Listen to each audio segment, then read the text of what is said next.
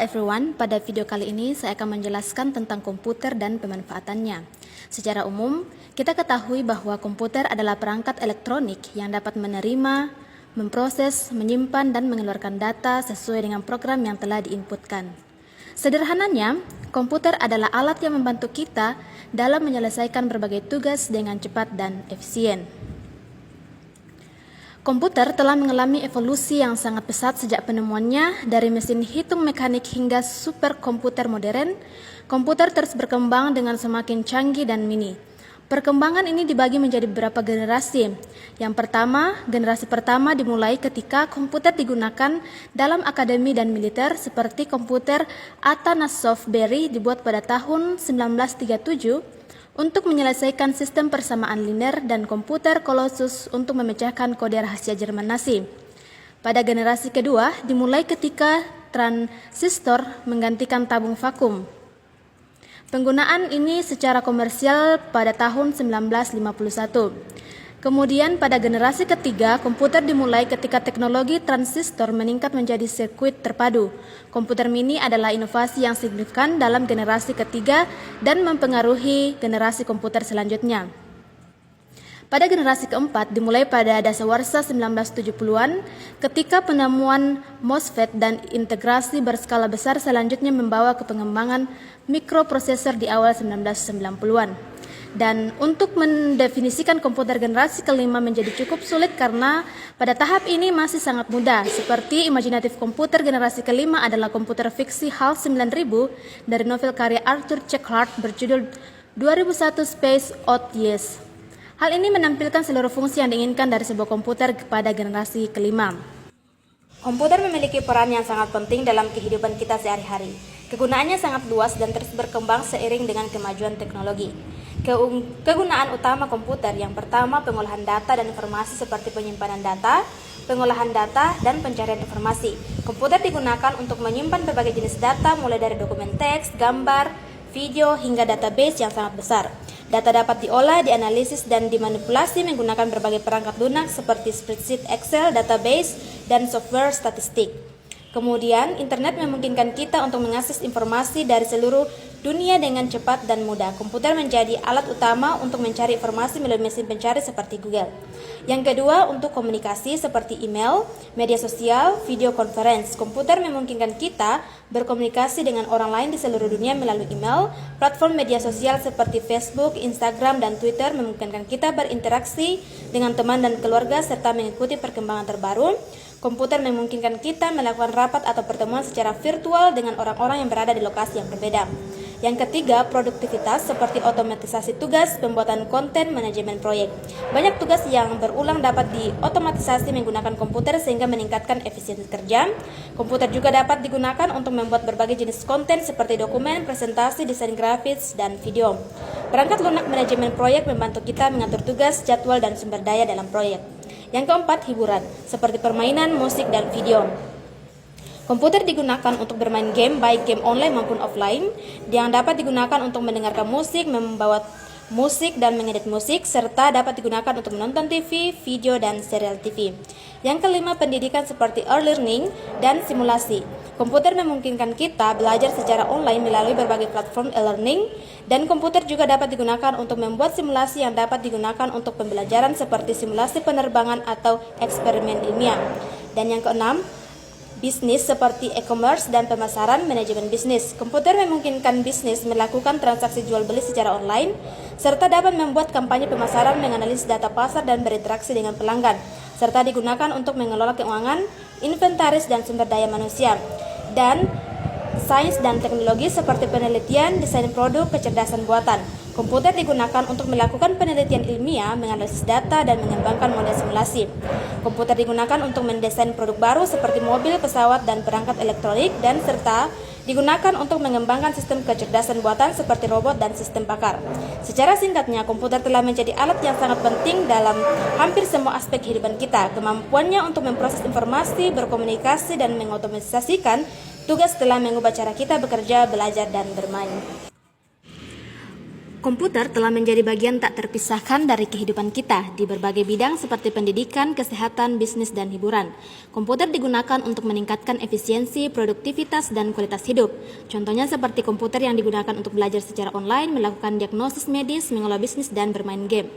Terdapat berbagai jenis komputer dengan ukuran, kemampuan, dan fungsi yang berbeda-beda seperti komputer desktop yang digunakan untuk pekerjaan sehari-hari di kantor atau rumah, laptop, komputer portable yang mudah dibawa kemana saja, tablet, perangkat hybrid antara komputer dan smartphone yaitu telepon pintar dengan berbagai fitur seperti browsing internet dan menjalankan aplikasi. Yang terakhir adalah superkomputer yaitu komputer dengan kemampuan komputasi sangat tinggi digunakan untuk penelitian ilmiah. Perangkat keras komputer adalah komponen fisik yang membentuk komputer. Beberapa bagian utama perangkat keras meliputi unit system, yaitu bagian utama yang berisi motherboard, prosesor, RAM, dan komponen lainnya. Kemudian perangkat input yang digunakan untuk memasukkan data ke komputer seperti keyboard, mouse, scanner. Perangkat output yang digunakan untuk menampilkan hasil pemrosesan data seperti monitor dan printer. Dan yang perangkat penyimpanan yaitu digunakan untuk menyimpan data seperti hard disk, SSD, dan flash drive. Kemudian software adalah program yang menjalankan perintah pada perangkat keras komputer. Sejenis software antara lain sistem operasi yaitu mengelola perangkat keras dan menyediakan antarmuka bagi pengguna seperti Windows, Mac OS, dan Linux. Kemudian ada aplikasi yaitu program yang dirancang untuk tugas-tugas spesifik misalnya Microsoft Word, Adobe Photoshop. Dan yang ketiga yaitu utilitas, yaitu program yang digunakan untuk memelihara dan mengoptimalkan kinerja komputer, misalnya antivirus, disk, defragmenter. Penggunaan komputer harus disertai dengan etika yang baik, seperti tidak menyalin karya orang lain tanpa izin, tidak menyebarkan informasi yang salah atau menyesatkan, tidak mengganggu privasi orang lain, serta menggunakan komputer secara bertanggung jawab. Nah, berikut beberapa Microsoft Office yang sering kita gunakan. Yang pertama, Microsoft Word, yaitu aplikasi pengolah kata yang sangat populer dan banyak digunakan oleh berbagai kalangan, mulai dari pelajar, pekerja kantoran, hingga penulis profesional. Kegunaan utama Word adalah untuk membuat, mengedit, dan memformat dokumen teks. Beberapa kegunaan utama Microsoft Word antara lain pembuatan dokumen, pengeditan dokumen, penyimpanan dokumen, dan kolaborasi. Fitur-fitur keunggulan Microsoft Word antara lain pemeriksaan ejaan dan tata bahasa, template, referensi, mail merge, dan macros.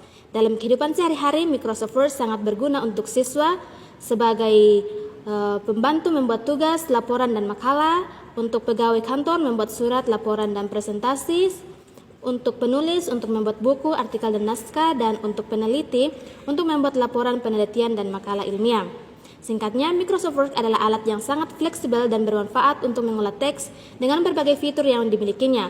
Word dapat membantu Anda dalam menyelesaikan berbagai tugas yang berkaitan dengan penulisan. Kemudian, Microsoft PowerPoint yaitu perangkat lunak presentasi yang sangat populer dan banyak digunakan untuk membuat slideshow yang menarik dan informatif. Beberapa kegunaan utama Microsoft PowerPoint antara lain presentasi visual yaitu memudahkan pemahaman, meningkatkan keterlibatan, dan menjaga fokus. PowerPoint dapat membantu menyajikan informasi secara visual sehingga lebih mudah dipahami oleh audiens, dan penggunaan gambar, grafik, animasi, dan efek suara dapat membuat presentasi lebih menarik dan interaktif. Slide yang dirancang dengan baik dapat membantu menjaga fokus audiens pada poin-poin penting. Yang kedua, alat pendidikan. Untuk menjelaskan konsep kompleks, PowerPoint dapat digunakan untuk menjelaskan konsep yang kompleks dengan cara yang lebih sederhana dan visual. Membuat materi pembelajaran, guru dapat membuat materi pembelajaran dalam bentuk slideshow untuk meningkatkan keterlibatan siswa. Memfasilitasi diskusi, slide dapat digunakan sebagai alat bantu diskusi untuk merancang pemikiran kritis dan kreatif. Kemudian alat bisnis.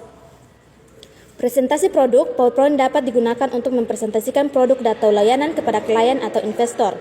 Laporan bisnis untuk membuat laporan bisnis yang lebih menarik dan mudah dipahami, dan pertemuan tim seperti memfasilitasi rapat tim dengan menggunakan slide untuk menyajikan informasi dan ide.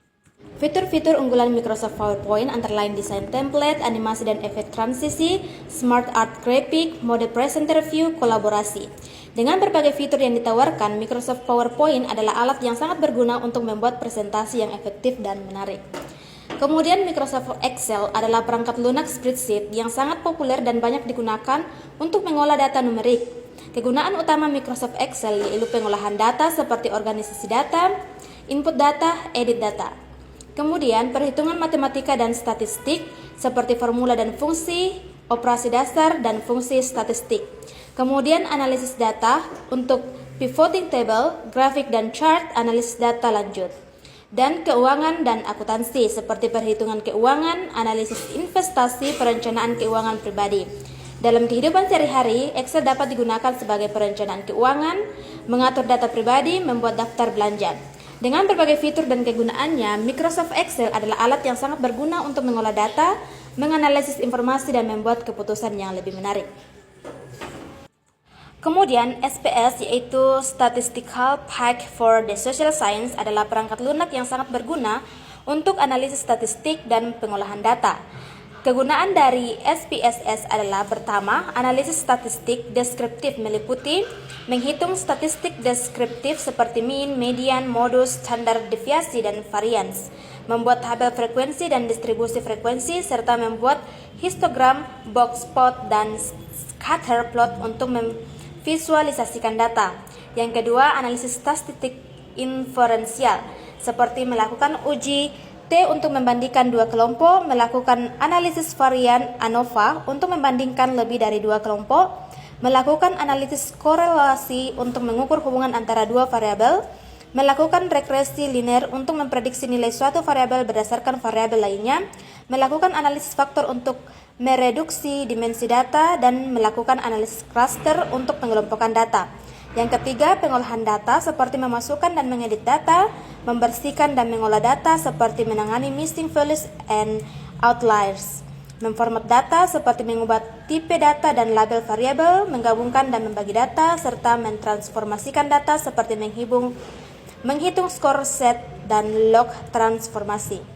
Yang keempat, visualisasi data seperti membuat berbagai jenis grafik dan chart untuk memvisualisasikan data, kustomisasi tampilan grafik dan chart, serta mengekspor grafik dan chart ke format lain seperti JPEG, PNG, dan PDF. Yang kelima, analisis data kuantitatif dalam penelitian seperti SPSS digunakan secara luas dalam berbagai bidang penelitian termasuk ilmu sosial, bisnis, kesehatan, dan pendidikan. Membantu peneliti dalam menganalisis data kuantitatif yang dikumpulkan dari survei, eksperimen, dan pengamatan, serta membantu dalam pengujian hipotesis, interpretasi hasil, dan pembuatan laporan penelitian. Dan yang keenam, industri dan bisnis. SPS dapat digunakan untuk analisis pasar, analisis keuangan, dan analisis operasional, serta membantu dalam pengambilan keputusan bisnis berdasarkan data. Secara keseluruhan, SPSS adalah alat yang sangat kuat dan fleksibel untuk analisis statistik dan pengolahan data. Dengan menggunakan SPSS, penelitian dan praktisi dapat memperoleh wawasan yang berharga dari data mereka. Komputer telah menjadi platform utama untuk bermain game selama beberapa dekade. Kemampuannya dalam memproses informasi secara cepat dan kompleks, serta fleksibilitas dalam menampilkan grafik dan suara yang canggih telah menjadikan komputer sebagai alat yang sangat ideal untuk pengalaman bermain game yang imersif. Kegunaan komputer untuk game seperti platform pengembangan game yang fleksibel seperti kustomisasi, kreativitas tanpa batas, komunitas modding.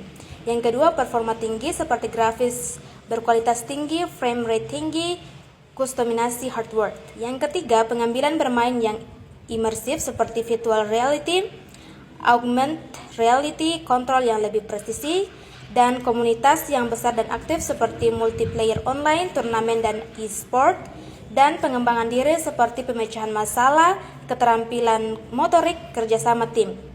Game seringkali mengharuskan pemain untuk berpikir secara logis dan kreatif untuk menyelesaikan masalah, sehingga game aksi dan strategi dapat meningkatkan keterampilan motorik dan Demikian penjelasan singkat mengenai komputer dan pemanfaatannya. Sekian video dari saya dan sampai ketemu di video selanjutnya.